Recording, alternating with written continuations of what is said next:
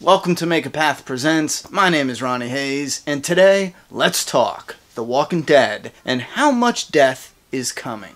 Alright, before I get going, I wanted to talk about kind of what is to be expected. I'm going to keep the comic book spoilers per se at the back end of this. That's going to become a common thing on this channel now, and I'm going to try to be more active and, more mindful of keeping the comic book spoilers in the back half so there's no excuses, and I will give a clear spoiler warning when we get into those. But somebody just sent me this message from some guy who named Rob something, Brick something. He already seen No Way Out, which is episode 9. That comes on tomorrow night, and he said he was completely disturbed, and he said he's been watching since the beginning, and he thinks that there's deaths in the episode 9, that it's just gore porn, misery porn, and he said he felt disgusted, and he's kind of very negative about it as far as the deaths go, and surprisingly that actually makes me feel really good about episode 9, mostly because I get very frustrated with the fans that have a problem with the gore, the death, and sometimes it just makes me wish somebody would create a family-friendly zombie show so those assholes can go watch that. Listen, this was based off source material that is full of rape, not full of rape. There's graphic rape scene, vulgar,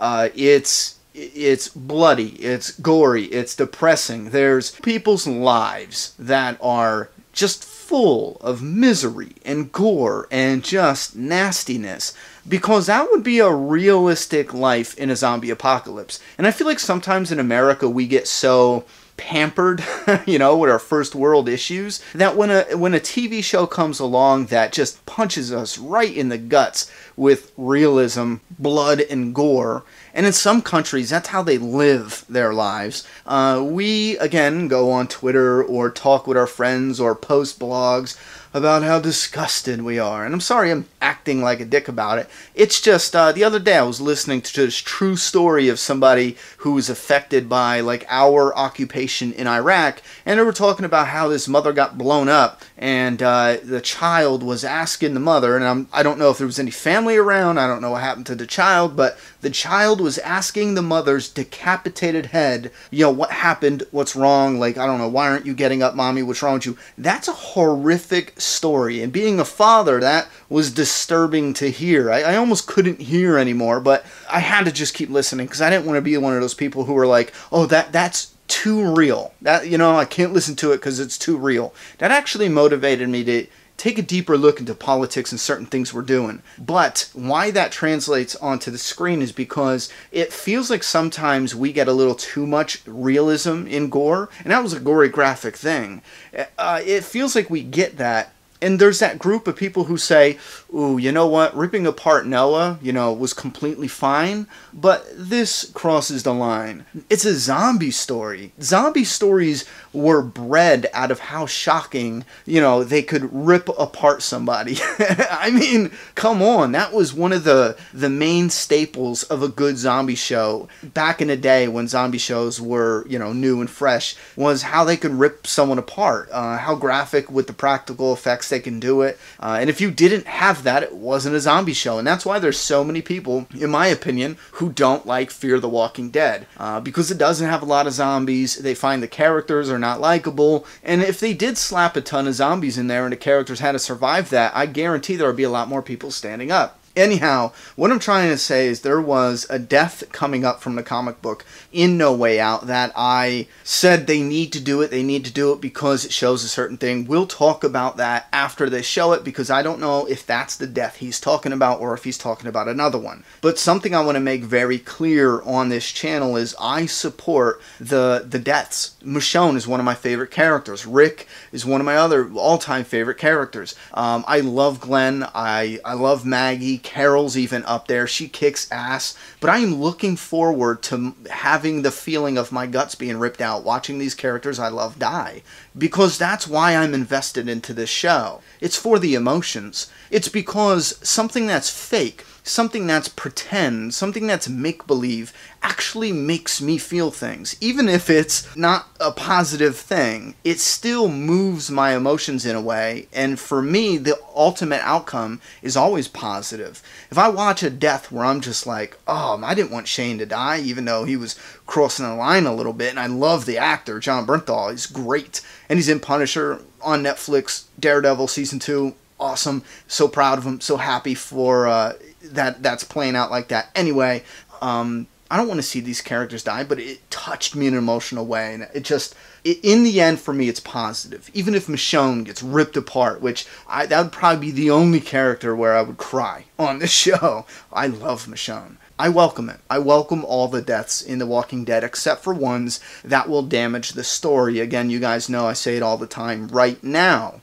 killing Rick Grimes would hurt the story because there's so much that is focused around that character. He is pulling the story forward. If you look at the actual structure of the story, Rick, he pulls along so much of it. Anyhow, let's get into, that's my little rant about the misery gore porn that's coming up in The Walking Dead. You know what? Let's make this 2 different videos, and this is why I'm making 2 different videos. I really, really, really want to hear your opinion. What do you think about the gore? What do you think about deaths that are happening? Now, the guy that wrote this article does say that the character dies because they do something stupid. I'm almost positive that's what he says. Yeah, he says, and perhaps the largest reason for this is because the deaths are, in one word, dumb. Yeah, you know what? If it's a character doing something completely dumb, then there might be a bit of room for argument there, because even though I stand up for characters doing something or characters making mistakes, because people make mistakes all the time. I just seen a guy on the street the other day pass me by in a pickup truck, texting on the phone, and he swerved off the side of the road and took out some shit that was on the side of the road, like a little dirt bank and everything like that, and then he swerved back onto the side of the road. I'm sure that dude, it doesn't have like this low IQ. He had his own little business pickup truck. It was nice looking. He looked successful. I'm sure he's not like an idiot. But he did something stupid. He made a mistake. We do that in real life all the time. I mispronounce words every now and then. I could be tired, or I could just be focusing on what I'm saying next, and I'll just say something blatantly stupid, especially when you're making a lot of videos and you gotta just pump them out. Smart people make dumb mistakes sometimes, but if you notice this pattern where there's always like, okay, we need to move the story along, let's have someone do something stupid, yes, it becomes problematic, because there's always a better creative way to get that story to go that direction. There's always a better way. And I refuse to put restrictions on creativity. Anyhow, I personally, like I said, I am all for the gore because, one, it's a zombie show. The gore is kind of like a rite of passage for a zombie show. The gore is necessary, in my opinion, because horror fans like that, And I know, gore, it's all disgusting, but again, guys, it's pretend, it's make-believe. Would I let anyone take somebody out back, a human being, and just rip them apart to see gore? No, I would be the first one out there to stop it, even if it was risking my life. I do not believe in that. I think life is precious, But for a pretend make-believe show, I don't see the harm in it, If that's not your thing, then, go away. I refuse to believe that people who like gore or horror shows are like demented or serial killers. I think they have a better understanding on, make-believe or whatever. It's just up their alley. Somebody who's not into that, I'm not bashing them. If you're into happy stuff, there's some happy stuff I'm into. I love Back to the Future. That's on a positive note. I love the shit out of that. So it's on your personal preferences. However, the deaths of the main characters, even the minor characters, the way it moves you emotionally, that is what I, in a way, see as a positive thing. Guys, this is something, listen, you guys know, my subscribers know that I'm working on a project that, even though there's zombies in it, it's more about war and oppression, it's about government, it's more along the lines of that. Now, zombies is a background thing, so I know when I talk about it, a lot of people think like, oh, he reviews The Walking Dead, so he's writing a Walking Dead story. It's completely different. Like, the world it's functioning to a degree, but there's concentration camps, it's a whole different scenario. There's a character in it I wrote to be likable, and my main goal was to put him through so much misery, fans of that character would eventually beg me to kill him just to put him out of his misery. And the end purpose in there, even though that seems sick and twisted, I would imagine, the end goal is to get these people moved emotionally. And you can do that through, you know, sympathy, through pain, through disgust, misery, shock. You can do that through all of it. And if you can move somebody, and this is why I stand up for The Walking Dead, especially when it gets gory, if you can move somebody emotionally and make them feel something, feel alive, feel emotions, feel sad, actually cry, if you can move them to where they will remember that death, not just for the next week, but for the next few years. Give it 10, 20 years, they'll be telling their grandchildren how they bawled when so-and-so died on The Walking Dead when they were watching it. That's moving them, touching them, giving them an experience in a fake show that's not even real. It's pretend, it's make-believe. But for that little moment in time, we can get them to feel something. And I consider that to be very human. Damn. Numbing our emotions, numbing us to how we feel, and shit. I think that's a crime in itself. That's a natural crime, to become numb to your emotions. We have emotions in the real world, but you know, some of us don't live lives, a lot of us in America, even though we like to bitch and whine and complain, a lot of us don't live lives where we truly feel extreme emotions. And sometimes TV can pull that out of us. I know there was some things in my past, some situations I went through where I felt some extreme emotions. And I think that's why I cling to shows that have those moments where they pull these extreme emotions out of you. Some people could call it tragic, you know, traumatizing. And I don't know, afterwards you feel so alive. I think there's a positive at the end of a lot of that. Now, I'm not talking, don't get twisted on me and make it look like I'm talking about people who are being brutally abused, and yeah, that's sick and gross, and that's not what I'm talking about. Anyhow, give me your thoughts and opinions. Run wild with this. Let's not just shit talk each other, even though I came off like a dick probably in the beginning about this guy and his opinions of Whoop-de-Whoop and other fans, and wanting a more safer The Walking Dead TV show.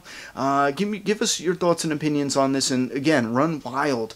Don't knock anyone's thoughts and opinions, because it doesn't win anything at the end of the day. I really want to do a follow-up video, but I want to hear your opinions so I know, or have a better understanding at what the fans are thinking, feeling, and going through. Please let me know down in that comment box. Do me a favor and share this video if you like it. Show love by smashing that like while you're at it. And also, most importantly, a huge thank you from me to you. We now are at 41,000 subscribers, on the road to 100K. I know you guys are excited, as I am, to reach that goal, because I got some very exciting special videos planned out for 100K and above. Some of them are taking this channel to the next level. So let's get there. Thank you very much. Thoughts and opinions in that comment box. I'm done talking. It's your turn.